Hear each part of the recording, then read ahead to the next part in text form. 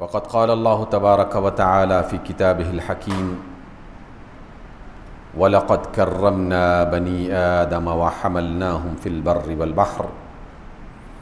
وَرَزَقْنَاهُمْ مِنَ الطَّيِّبَاتِ وَفَضَّلْنَاهُمْ عَلَى كَثِيرٍ مِّمَّنْ خَلَقْنَا تَفْضِيلًا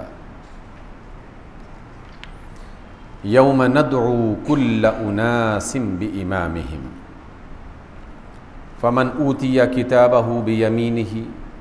فَأُولَئِكَ يَقْرَؤُونَ كِتَابَهُمْ وَلَا يُظْلَمُونَ فَتِيلًا وَمَنْ كَانَ فِي هَذِهِ أَعْمَى وَهُوَ فِي الْآخِرَةِ أَعْمَى وَأَضَلُّ سَبِيلًا صدق اللہ مولانا العظیم۔ سامعین گرامی، گزشتہ جمعے میں سورہ بنی اسرائیل کی یہی آیت آپ کے سامنے تلاوت کی تھی اور اس کا ایک حصہ سمجھنے کی کوشش کی گئی تھی۔ آج اس کو مکمل کرتے ہیں اور اس کے سیاق و سباق میں رب ذوالجلال ہمیں جو تعلیم دے رہے ہیں اس کو بھی سمجھنے کی کوشش کرتے ہیں۔ پہلی بات کو یاد کر لیا جائے، تازہ کر لیا جائے۔ ہمارا رب یہ فرما رہا ہے کہ ہم نے بنی آدم کو، آدم کی اولاد کو بہت عزت سے نوازا ہے اور اسے خشکی اور تری پر غالب کر دیا ہے، اس کی حکومت بنا دی ہے، اور ہم نے اسے پاکیزہ چیزوں کا رزق عطا کیا ہے۔ وَفَضَّلْنَاهُمْ عَلَى كَثِيرٍ مِّمَّنْ خَلَقْنَا تَفْضِيلًا، اور جو ہماری مخلوقات ہیں، ہم نے جنہیں بنایا ہے، ان میں سے بہت ساری مخلوق پر اس انسان کو فضیلت دے رکھی ہے، ہم نے اسے زیادہ بہتر اور افضل بنایا ہے۔ اس کا پہلا حصہ ہم نے جاننے کی کوشش کی تھی کہ رب ذوالجلال نے جب ہماری عزت کا اور ہمارے مقام اور مرتبے کا تذکرہ کیا تو اسے اس بات کو خصوصی طور پر بیان کیا کہ ہم نے انسان کو خشکی اور تری پہ غالب کیا ہے۔ اور یہ بات ہم نے سیکھی تھی کہ اللہ رب العزت جب انسان کو غالب کرتا ہے تو وہ در حقیقت ان وسائل اور اسباب کے ذریعے سے غالب کرتا ہے جو اس نے ہمیں عطا کر رکھے ہیں۔ ان وسیلوں میں سے سب سے بڑا وسیلہ وہ عقل، وہ غور و فکر کی صلاحیت، وہ سمجھنے اور منصوبہ بندی کرنے کی قوت جو انسان کو دے رکھی ہے، جس کا ایک معمولی سا حصہ بھی اس نے تقسیم کیا پوری مخلوقات پر، تو چرند پرند اور دیگر بہت ساری مخلوقات اس سے فائدہ اٹھا رہی ہیں، لیکن اس کا ایک بہت بڑا حصہ اللہ نے اپنے انتہائی معزز اور پسندیدہ مخلوق یعنی انسان کو عطا کیا، اور وہ عقل کا استعمال تھا۔ اسی وجہ سے رب ذوالجلال نے اپنی کتاب حکمت میں بار بار اس بات کو دہرایا کہ اس میں سوچنے والوں کے لیے نشانیاں ہیں، اس میں غور و فکر کرنے والوں کے لیے نشانیاں ہیں، اس میں عقل کرنے والوں کے لیے نشانیاں ہیں، اور کیا یہ سنتے نہیں ہیں، کیا یہ دیکھتے نہیں ہیں، کیا یہ غور نہیں کرتے، کیا یہ سوچتے نہیں ہیں۔ بار بار اللہ رب العزت نے اسی بات کا ذکر کیا ہے۔ تو یقیناً ہمیں جاننا چاہیے، اس کے بارے میں سوچنا چاہیے کہ اللہ نے جو صلاحیتیں ہمیں دے رکھی ہیں، کیا ہم واقعی ان کو صحیح طور پر اور بہتر انداز میں استعمال کر رہے ہیں یا نہیں کر رہے۔ اگر کر رہے ہیں تو اس کا شکر بدا لانا چاہیے، اور اگر ہم اس کی عطا کردہ نعمتوں کو ضائع کر رہے ہیں تو یقیناً اپنے طرز عمل پر نظر ثانی کرنی چاہیے، اس کو بہتر بنانے کی کوشش کرنی چاہیے۔ اور اس حوالے سے ہمیں ہر جانب پر غور کرنا چاہیے۔ اگر میں اس آیت کو بنیاد بنا کر آپ کے اور ہمارے گھروں میں پیدا ہونے والے، پلنے بڑھنے والے بچوں کا تذکرہ کروں تو یہ آیت ہمیں یہ بتا رہی ہے کہ یہ بچے اللہ تعالیٰ کی نعمت ہیں،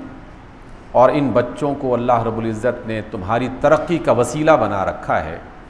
اور انہیں بے شمار قسم کی صلاحیتوں اور قوتوں سے مزین کر کے تمہارے حوالے کر دیا ہے،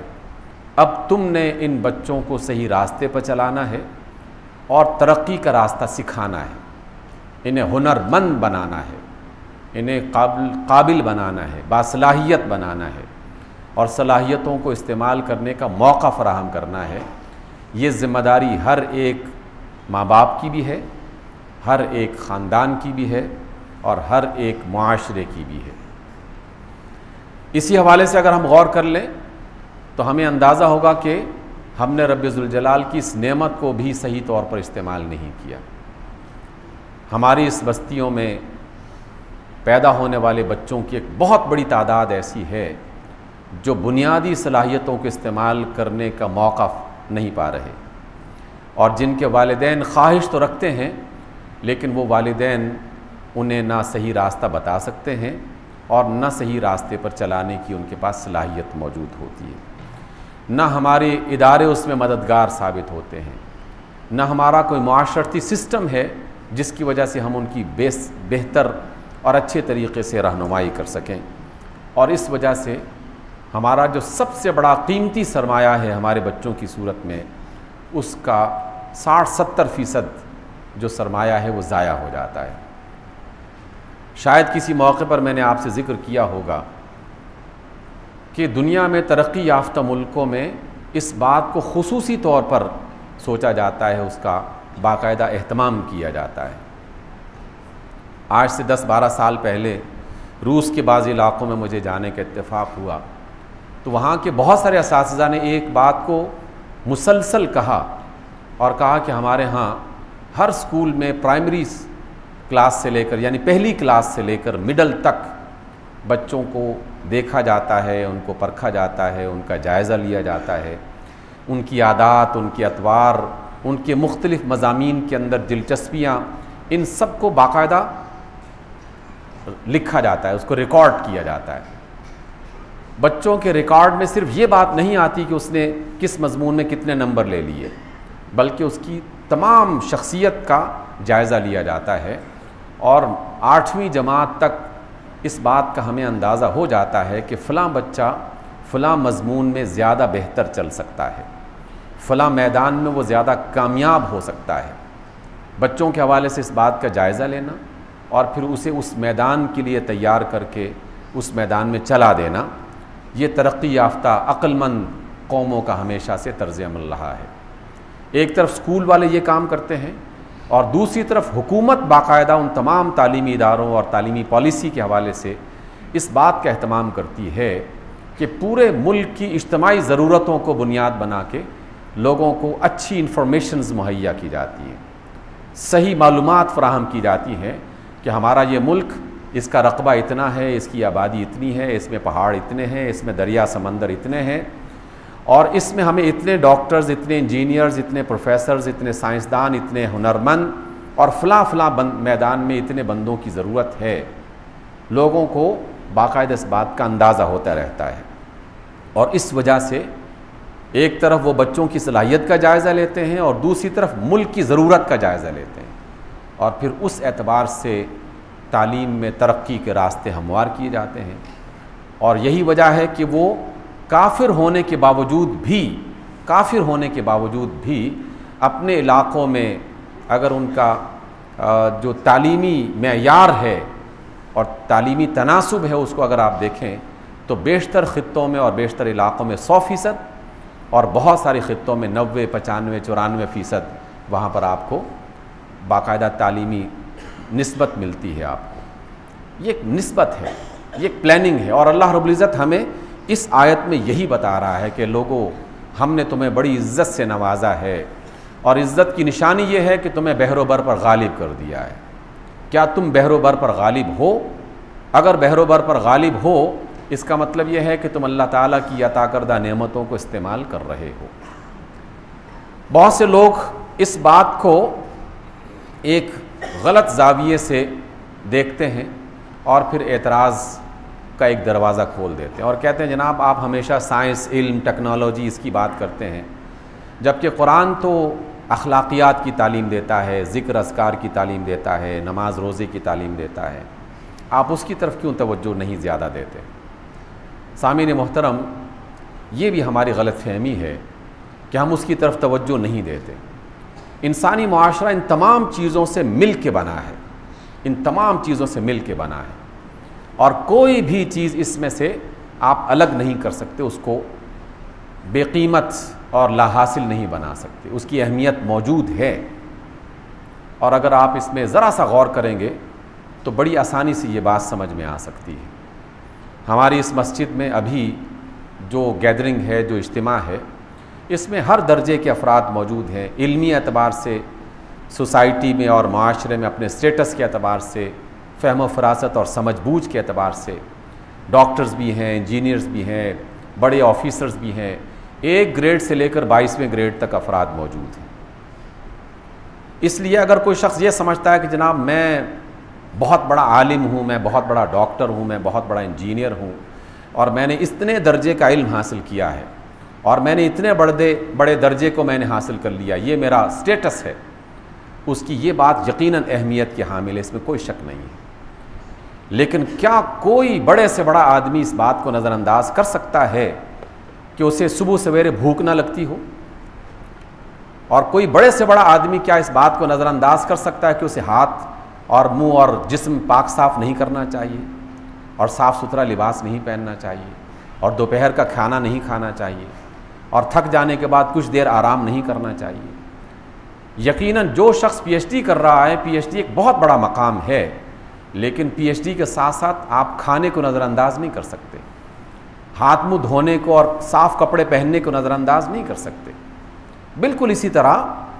آپ جو ہے وہ علم کی جب بات کرتے ہیں، ٹیکنالوجی کی جب بات کرتے ہیں، سائنس کی جب بات کرتے ہیں، تو اس سے قطعاً مراد یہ نہیں ہے کہ طہارت، پاکیزگی، وضو، نماز، غسل، ان سب کی کوئی اہمیت نہیں رہی، اور ذکر اذکار ان کی کوئی اہمیت نہیں رہی۔ یہ بنیادی چیز ہے، بنیادی چیز ہے، اس کے بغیر کوئی انسان اپنی زندگی صحیح طور پر نہیں چلا سکتا۔ کوئی انسان 2-4 دن کے لیے آپ غسل کرنا چھوڑ دیں تو بڑے بڑے لوگوں کی جو ہے وہ ساری کی ساری بڑائی وہ زمین بوس ہو کے رہ جائے گی۔ 2 دن کے لیے کھانا میسر نہ آئے تو سب لوگ ہاتھ میں کشکول لے کے بازاروں اور سڑکوں پہ کھڑے ہو جائیں گے، جیسے کہ حال ہمیں اس وقت سندھ میں اور پنجاب کے بعض علاقوں میں نظر آ رہا ہے۔ معمولی سی بیماری جو ہے وہ غالب آ جائے تو بڑے بڑے افراد جو ہیں وہ ڈاکٹروں کے سامنے بلبلاتے اور روتے ہوئے دکھائی دیں گے، اس لیے کہ یہ بنیادی ضرورت ہے، اس سے بالکل بچا نہیں جا سکتا۔ بالکل اسی طریقے سے نماز انسان کی بنیادی ضرورت ہے، پاکیزگی، طہارت انسان کی بنیادی ضرورت ہے، اور اسی طرح علم اور عرفان اور سائنس اور ٹیکنالوجی اور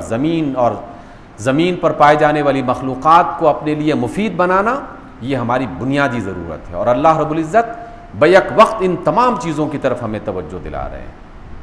کیونکہ اللہ تعالی ہمارا خالق ہے، ہمارا مہربان ہے، ہم سے محبت کرتا ہے،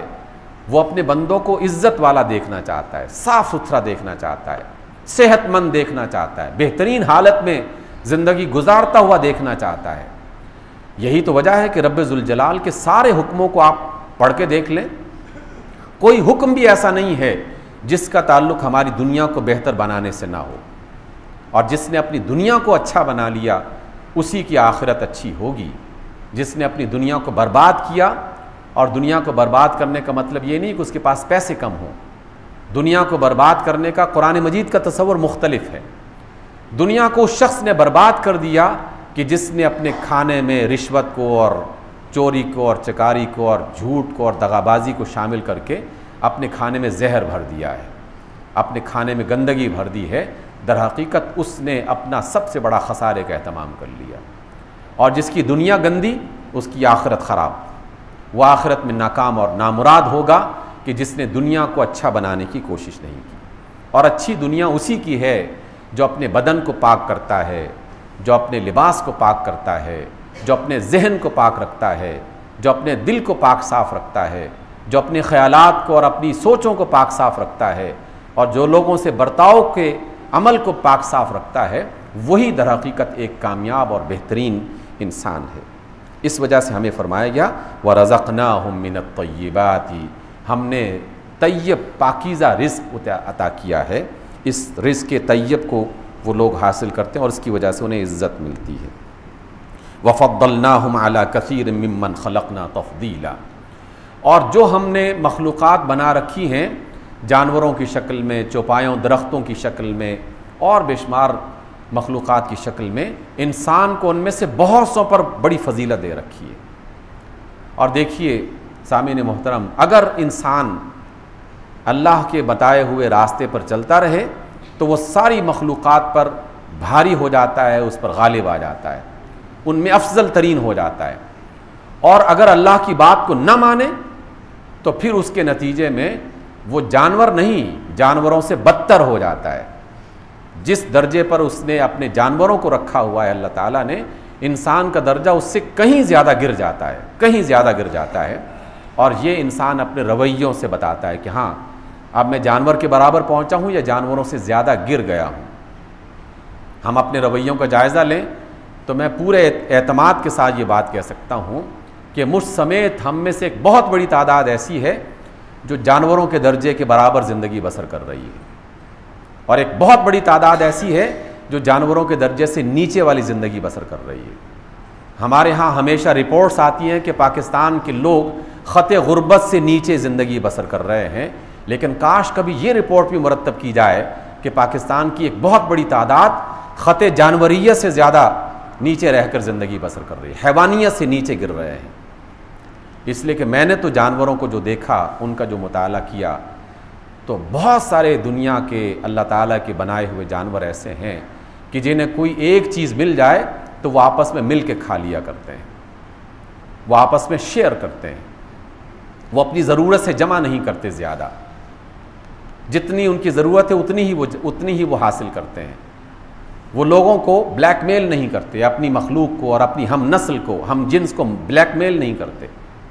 اور ہماری صورتحال کیا ہے کہ ڈینگی مچھر نے پریشان کیا، اور ڈینگی مچھر کے علاج کے لیے کسی نے کہہ دیا کہ پپیتا جو ہے بڑی مفید جو ہے، وہ پپیتا ایک سب پھل ہے، اس سے بہت زیادہ فائدہ ہوگا، تو لوگوں نے پپیتے کو بھی پریشان کر دیا۔ ایک چھوٹا سا دانہ 500 سے لے کر 1000 روپے میں بیچنا شروع کر دیا۔ درخت کے پتے، پپیتے کے درختوں کے پتے لوگوں نے 500 میں بیچنا شروع کر دیے۔ تو جانور تو بہت بہتر ہے ہم سے، کہ جو اپنی ہم جنس پر ظلم دیتے ہوئے یا ان کو پریشان دیکھتے ہوئے وہ باقاعدہ ان کے ساتھ شریک ہو جاتے ہیں۔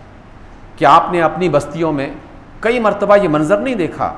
کہ ایک کوا زخمی ہو جائے تو پورے کوے کی برادری جو ہے اکٹھی ہو جاتی ہے، شور مچانا شروع کر دیتی ہے کہ ہمارا ایک بھائی زخمی ہو گیا ہے، مارا گیا ہے۔ سارے لوگ شور مچانا شروع کر دیتے ہیں، مل کے اس کے ساتھ اپنے غم اور اپنے دکھ کا اظہار کرتے ہیں۔ اور انسان اس کوے سے بھی بدتر ہو جاتا ہے کہ وہ اپنے بھائیوں کو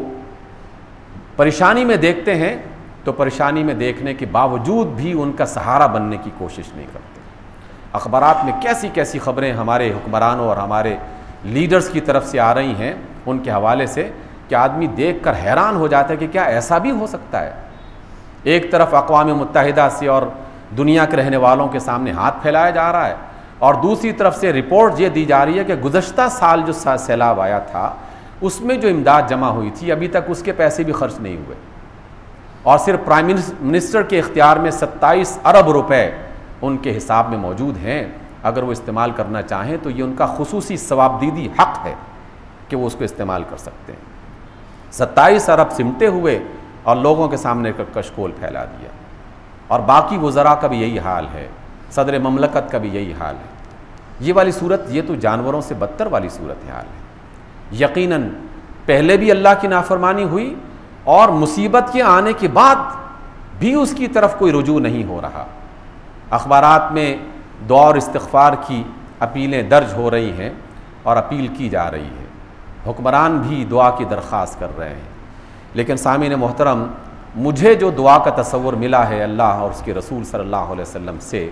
تو دعا کا معنی یہ نہیں ہے کہ اللہ ہم پر رحم کر دے۔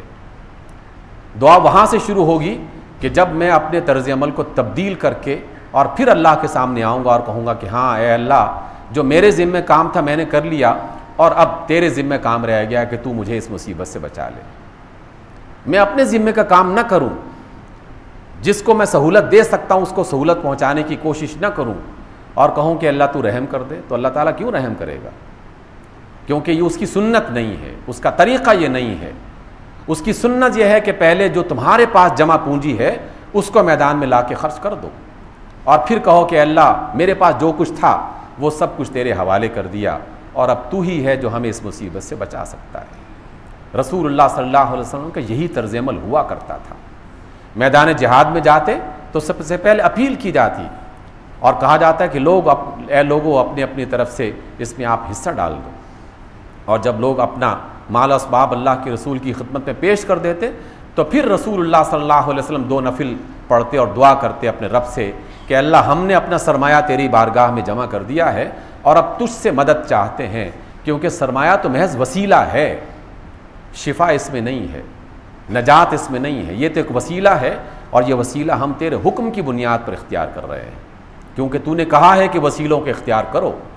اور اگر تیری بات نہ مانی گئی تو پھر دعا بھی قبول نہیں ہوگی۔ اس لیے دعا کا عمل وہاں سے شروع ہوگا جب میرا طرز عمل بدل جائے گا۔ میرا طرز عمل نہیں بدلے گا، جھوٹ اور دغابازی اور فریب اور چوری اور ڈاکہ زنی اسی طرح جاری رہے گی، تو پھر اللہ تعالیٰ کی سنت بھی تبدیل نہیں ہوگی، اللہ تعالیٰ کے ہاں تبدیلی کے کوئی امکانات نہیں ہوں گے، کیونکہ خود اللہ نے اگلی آیت میں کہہ دیا، کیا بات کہی؟ یوم ندعو کل اناس بامامہم، ایک دن ایسا آئے گا کہ جس روز ہم سارے لوگوں کو ان کے لیڈروں کے ساتھ بلائیں گے۔ ہر ایک گروہ کا ایک لیڈر ہوگا۔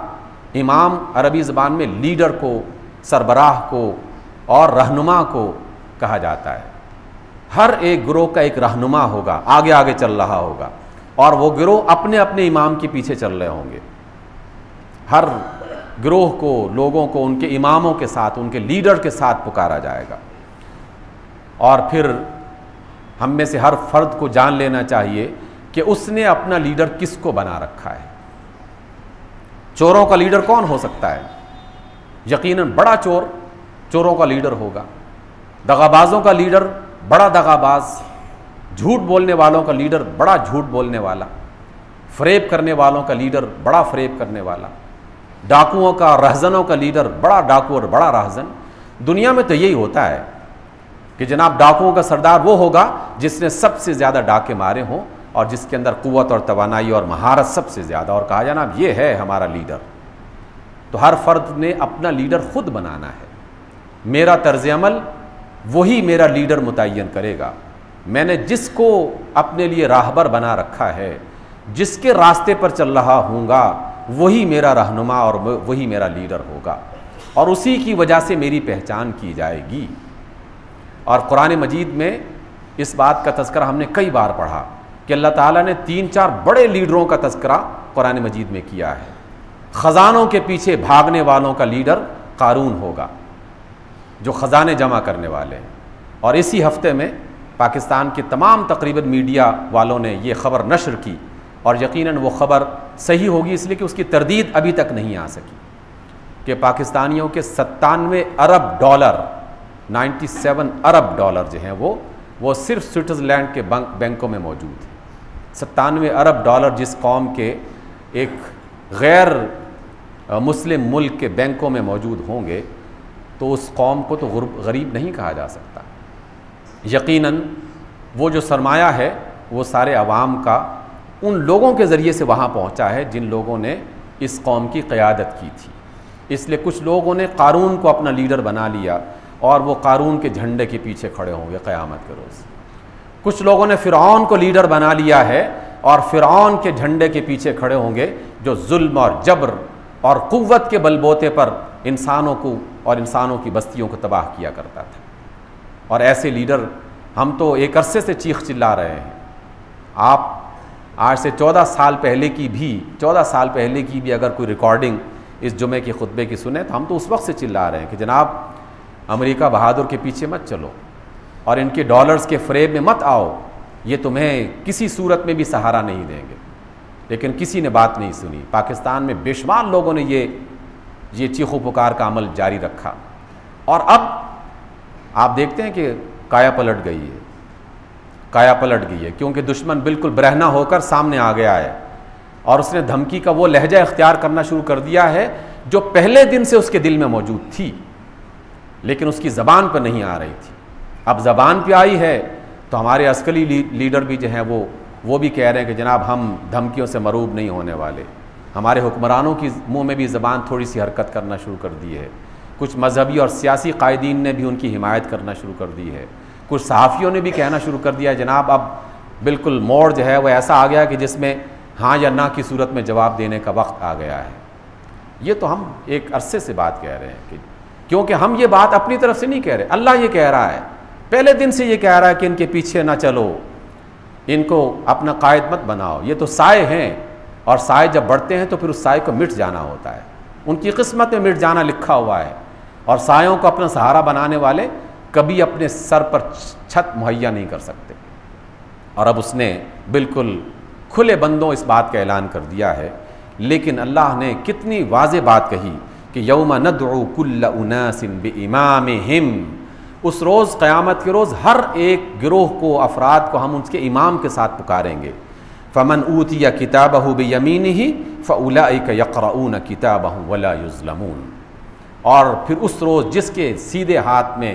وہ پروانہ دے دیا جائے گا کہ یہ لوگ تھے جو مصیبت میں بندوں کے کام آنے والے تھے, یہ وہ لوگ تھے جو انسانوں کے ساتھ اپنی جان مال اور سب کچھ قربان کرنے کے لیے تیار تھے, ان کے سیدھے ہاتھ میں پروانہ دے دیا جائے گا. اور وہی لوگ اپنا پروانہ پڑھ سکیں گے, باقیوں کو تو پڑھنے کی نوبت ہی نہیں آئے گی. جس کے سیدھے ہاتھ میں نامہ اعمال اور رزلٹ دے دیا جائے گا وہی پڑھ پڑھ کے سنائے گا کہ دیکھو میرا A گریڈ آ گیا ہے, میں A1 میں پاس ہو گیا ہوں, میرے 3 A's آئے ہیں, میرے 5 A's آئے ہیں. یہ وہی لوگ کہہ سکیں گے جن کے سیدھے ہاتھ میں پروانہ دیا جائے گا. اور سیدھے ہاتھ میں پروانہ جھوٹوں کو نہیں دیا جائے گا, فریبیوں کو نہیں دیا جائے گا, قاتلوں اور رہزنوں کو نہیں دیا جائے گا. اللہ کو ماننے والے, اس کے رسول کو ماننے والے, انسانوں کے ہمدرد, اپنی جان مال قربان کرنے والوں کے ہاتھ میں وہ پروانہ دیا جائے گا. اور پھر اللہ نے کہہ دیا کہ ولا یظلمون فتیلا, کسی بندے کو ایک معمولی سا بھی اس پر ظلم نہیں کیا جائے گا, اتنا بھی ظلم نہیں کیا جائے گا جتنے کہ کھجور کے گٹلی پر ایک پردہ ہوا کرتا ہے, اتنا بھی ظلم نہیں کیا جائے گا, اتنا معمولی سا. ہر ایک بندے کا پورا پورا حق. وہ تمام آنسو جو اب بہہ رہے ہیں قیامت کے روز, وہ سارے کے سارے آنسو پوچھ دیے جائیں گے, ان کی آنکھوں کو روشنی دے دی جائے گی, ان کے ہونٹوں پہ تبسم آ جائے گا, مسکرانے لگیں گے. اور سیلاب کی مصیبت اور بیماری کی مصیبت ان کے لیے نعمت بن جائے گی, اور وہ اللہ کے ہاں خوش اور خرم, راضی اور خوشی رسول اللہ صلی اللہ علیہ وسلم کے پرچم کے نیچے قیامت کے روز کھڑے ہوں گے. اور ان کی جان مال اور عزتوں سے کھیلنے والے, ان کے آنسو بہنا شروع ہو جائیں گے. اور وہ آنسو عام آنسو نہیں ہوں گے, خون کے آنسو ہوں گے جن کو پوچھنے والا کوئی نہیں ہوگا. یہ اللہ تعالیٰ نے کہہ دیا ہے, کیونکہ فرمایا کہ فمن کان فی ہذہ اعمی, ان آیات کو سمجھنے کے باوجود بھی جو اس دنیا میں اندھا بن کے رہے گا, اندھا بن کے رہے گا, فہو فی الآخرۃ اعمی, قیامت کے روز بھی وہ اندھا ہی ہوگا, اسے کچھ دکھائی نہیں دے گا. جسے دنیا میں کچھ دکھائی نہیں دیتا اسے آخرت میں بھی کچھ نہیں دکھائی دے گا. وَأَضَلُّ سَبِيلًا, اور انتہائی بھٹکا ہوا وہ انسان ہوگا. سامعین محترم, ہم میں سے ہر فرد کو, مجھے اور آپ کو, ہر ایک فرد کو انفرادی طور پر بیدار ہونا ہے, کیونکہ آیت یہ کہہ رہی ہے کہ بیدار ہو جاؤ. اس دنیا میں اندھوں کی طرح جینا اللہ کو پسند نہیں ہے, کیونکہ جو اندھوں کی طرح جیے گا قیامت کے روز اسے اندھا بنا کے اٹھایا جائے گا. بیدار ہو کے جینے کی کوشش کرو, اور لوگوں کو بتانے کی کوشش کرو کہ ہمارے پاس کتنا بڑا سرمایہ موجود ہے, مال کی شکل میں, اولاد کی شکل میں, زمین کی شکل میں, پانی کی شکل میں, صلاحیتوں کی شکل میں, ہر چیز کی شکل میں. ان سب کے ہونے کے باوجود بھی اگر ہم اندھے بن کے جیتے رہیں گے تو پھر اللہ تعالیٰ جو ہے وہ اندھوں کو زبردستی راستہ نہیں دکھائے گا, پھر بدل دے گا اس قوم کو, ایک نئی قوم لے آئے گا جو بیدار مغز, بیدار نظر ہوگی, اور جو دیکھنے والی اللہ کی بات کو سمجھنے والی قوم ہوگی. پھر اس کے لیے اس پاکستان کو سجا دے گا, یا ان کے ذریعے سے اس پاکستان کو سجا دے گا. ہم اس دنیا سے بالکل مٹا دیے جائیں گے اگر ہم نے آنکھیں نہ کھولی. یقین کیجئے اللہ تعالیٰ جتنی مہلت دے رہا ہے یہ اس کی ہم پر مہربانی کی علامت ہے, یہ اس کی محبت کی علامت ہے کہ ہم سانس لے رہے ہیں, ہم جی رہے ہیں, اپنے بچوں کے ساتھ کھانا پینا چل رہا ہے, ہنسی مذاق چل رہا ہے, گھروں کی رونقیں بحال ہیں. یہ اس کی طرف سے عنایت ہے کہ اس نے ہمیں یہ مہلت دے رکھی ہے. آئیے اس مہلت کو غنیمت جانیں اور اپنے لیڈرز کو بہتر بنانے کی کوشش کریں، سنوارنے کی کوشش کریں۔ اقول قولی ھذا واستغفر اللہ لی ولکم۔